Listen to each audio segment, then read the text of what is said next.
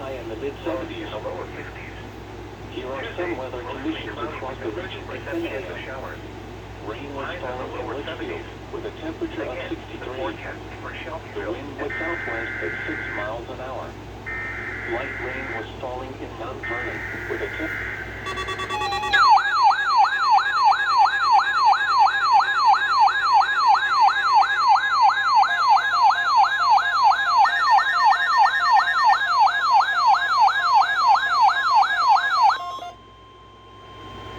This is a test of the NOAA Weather Radio Alert System.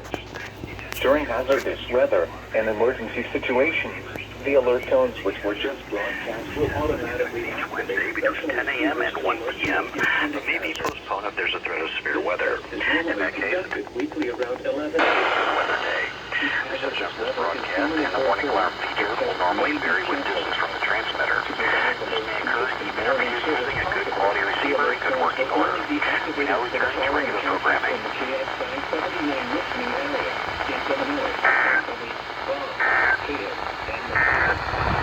If your receiver was tone activated, the alert function will automatically reset after the test.